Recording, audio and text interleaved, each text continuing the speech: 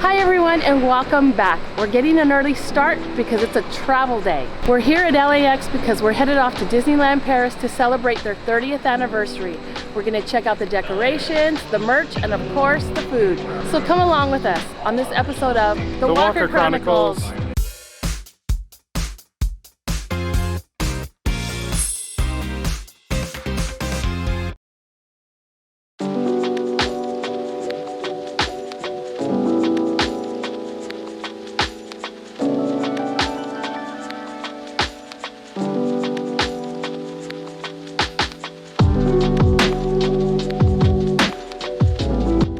So it's still really early here at LAX. Most of the restaurants are still closed. So we're over here at the Centurion Lounge having a little breakfast, relaxing for a little bit before we get on our first leg of our flight, which is about 5.5 hours to JFK, and there's no meal service. So we're both still really tired, but this should help a little bit for that first leg.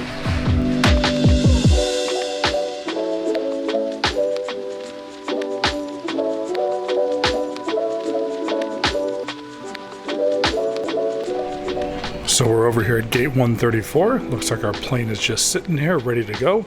Just need to get us on that plane so we can start our trip. Today is going to be a very long day. We have this 5-hour flight into JFK. Once we get to JFK, it's going to be a 5-hour layover. So 5 hours of doing nothing. And then after that, we jump on our flight to Paris, which is 8 hours. So a very long day. Let's get this trip started. Yeah, I can't wait for it to be over. Good morning, Roger. Welcome aboard. All right, so we're in our seats. Chris, you got your headphones and your tablet ready? You ready to tune out the world? Yes, nobody else will exist on this planet except for myself and my lovely wife. Aww.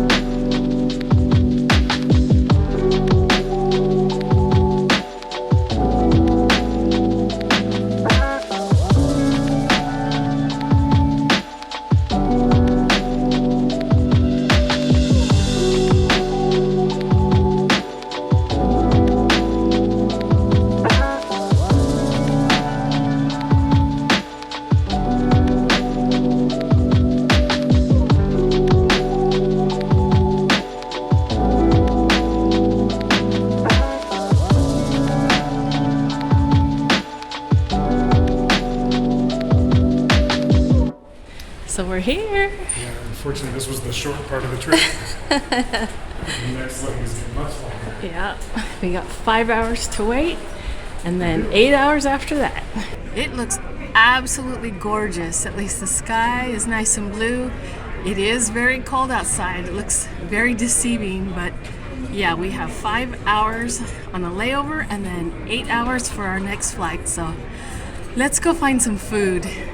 Since we have so much time, we are here at the American Express Centurion Lounge. We got 5 hours, so let's see what we can do. This lounge is great. It features multi-levels and has a whole wide variety of foods and desserts. One of the best benefits of this lounge is downstairs they have a bar within a bar called the 1850, which looks just like an old vintage speakeasy. The 1850 bar features lots of dark wood paneling on the walls, a black granite countertop on the bar with this very cool white chevron tile front, very cool wall decor, and that very classic speakeasy feel. So not only is it really cool to come in here, check out all the bar details, but Jay, he'll have a little fun with you and he'll make up some custom drinks and you can just sit here and people watch him work behind the bar. It kind of makes you forget that you have a long flight ahead.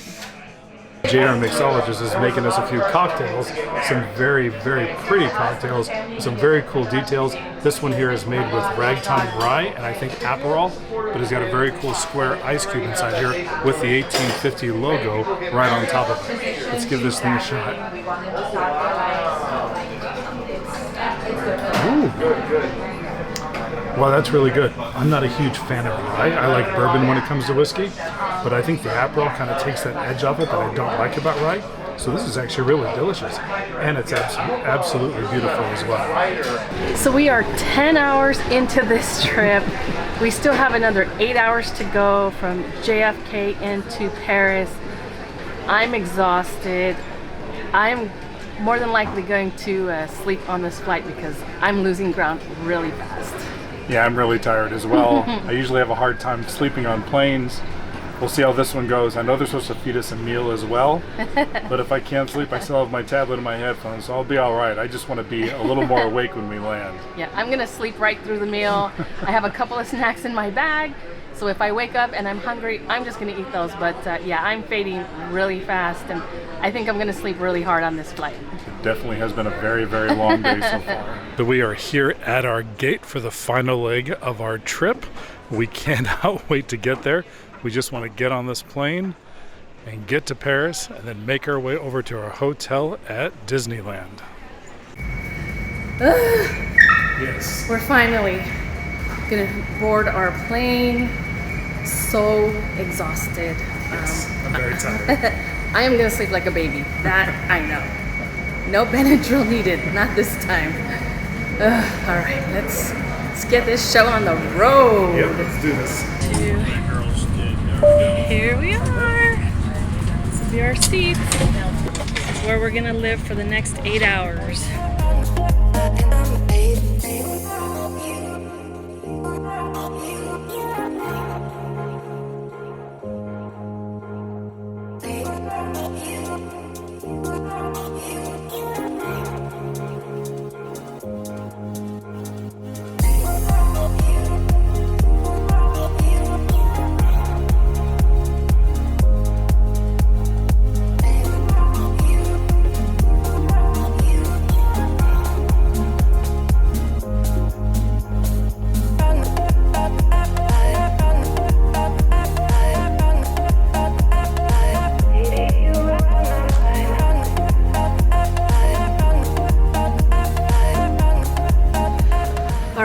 We have landed.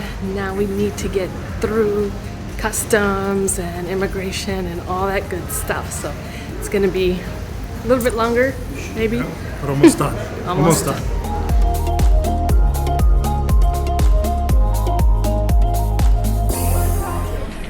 And here we go. Time for them to check the passports and allow us into the country. This process says it's going to take about 10 minutes to complete. They have lots of queues and switchbacks, but they do have a bunch of stations with border police. It looks a little bit more stressful than it is. When you get to the window, they'll ask you some questions or not. It all just depends. But you just go through the process and you're in and out in no time. All right, so we just got through passport control, easy breezy. Got a new stamp in my passport, and now hopefully the baggage, right? Hopefully it all made it. Well, there it is. Mine made it. This pink one right here. Let's hope mine did as well. Yeah, hopefully Chris is not far behind. We'll be back. Yeah, or we'll have to be shopping at the tall store. I don't know if they have a tall store here. Oh, there he is with the pink handle. All right, so we can dress ourselves and we're okay for the next couple days.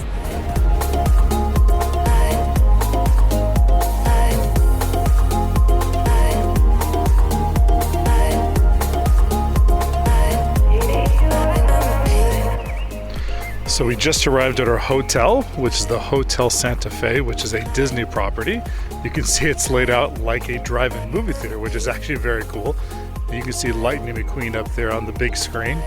Our room's not quite ready yet, so we've got a little bit of time to hang out. We're going to explore the hotel, take some photos, take some video, and show it all to you guys. One of the design elements out in front of the hotel is they've redone Route 66. Starts off in Los Angeles on this half of the building, makes its way all the way to Albuquerque and Tucumcari. I'm not even sure what that is. But as you go to the other side of the building, you'll see it continues on from Amarillo all the way to Chicago. It looks like there's several different buildings of the property for the hotel, and each section has its own dedicated name. I can see one here is for Lightning McQueen, and you can see the other one down here. Along the tops of each of the buildings, you can see these very cool cutouts, these silhouettes of all these little scenes from the Cars movie. They have this big map right outside reception letting you know all the locations of all the buildings, where you check in at, where you can do laundry at, and also there's a walkway from here all the way to Disney Village or directly to the park. From this hotel, it's about a 20-minute walk if you want to walk yourself to the park if you don't want to take the shuttle. Here is one of the free shuttle buses that'll pick you up from your hotel and drop you off at the park, all free of charge, as long as, of course, you're staying in one of the hotel properties. Here's a very enlarged postcard that you can take your selfie in front of and send to all your friends and family. So from the reception area, if you walk down this hallway, you can find a little bit of everything. Of course, they have that Starbucks coffee if you need a little pick-me-up in the morning. They have a trading post, which is their little gift shop that carries not only some food and snacks, but also Disney merchandise. And at the end of the hallway, there are two food locations. One of them is the La Cantina, which is a all-you-can-eat buffet Tex-Mex restaurant. And then there is the Rio Grande Bar, which looks like it serves not only alcohol, but also some food as well. Over near the parking lot, next to one of the groups of the sleeping rooms, is the world's smallest volcano. There's actually some signs there that actually say Santa Fe, New Mexico, land of volcanoes. I know I've seen the movie Cars, but I don't actually remember seeing volcanoes in them unless it was one of the sequels that came out, but still kind of a very cool thing you can find here. Here's our room. We have room 116. This is on the top floor in this particular building, and there are no elevators, so we did have to lug our two big suitcases into the room. This is a very small room, and it has two queen-size beds, or maybe they're fulls, can't really tell. From what we're used to back home, yeah, this is very, very small. So this is all Cars themed, everything from the hotel to the rooms. So we have this traffic cone here as the lamp, which is very cute. We have a chair here in the corner, and this looks like the air conditioning unit here.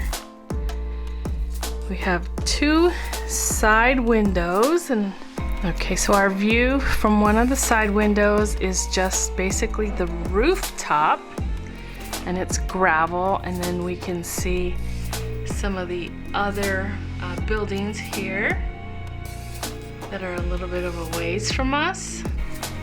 And here is the view from the right side. So it's just basically more of the buildings on the side of us. As we turn around, we have, this is a 2-bed bedroom, and these look to be maybe a queen size. And you'll see that there is a bed runner with some Cars detail that runs down the center. There is a license plate with a couple more traffic cones above the headboard. And this kind of has the same detail here for the second bed.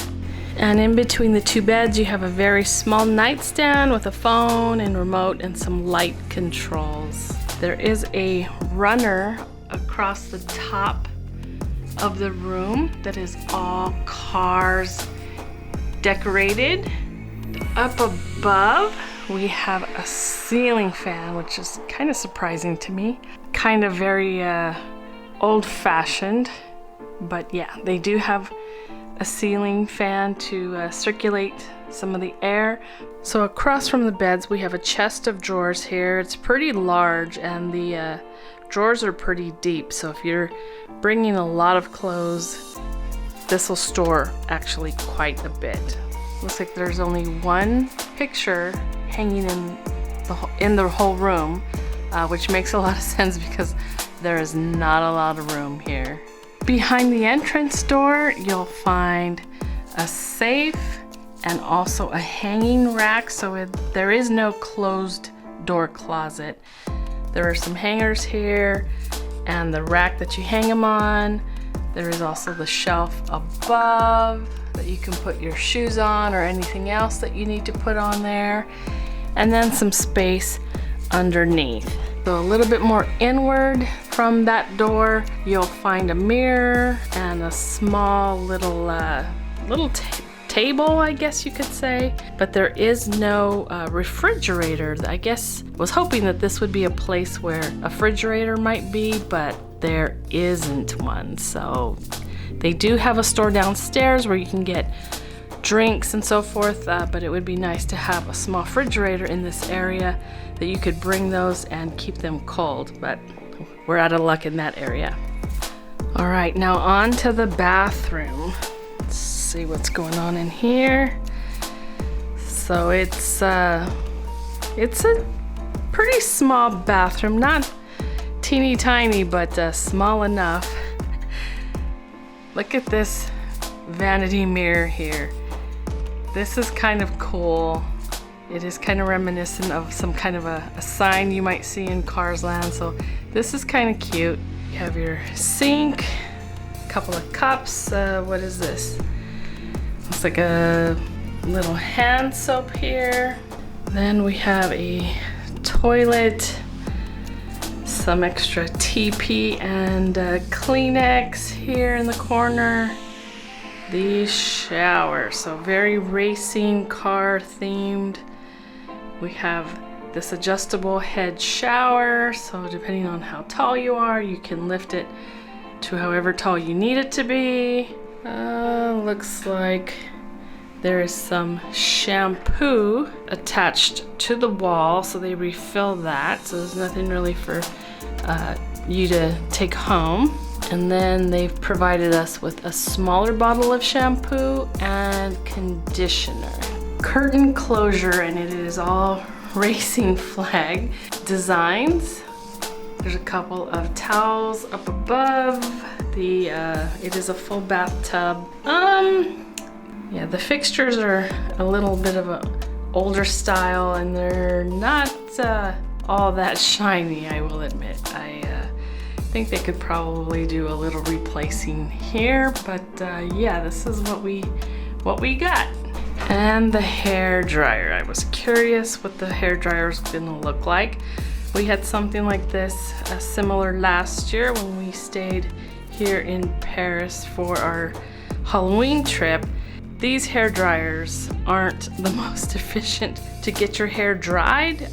They do work, but if you're coming to a hotel in Paris, they don't expect you to bring a hair dryer. If you bring one and you try to use it, you will probably blow a fuse because they do draw a lot of power. So this is what I'm gonna have to dry my hair with. Had quite a hard time when I was here the last time, but yeah, you kind of make do.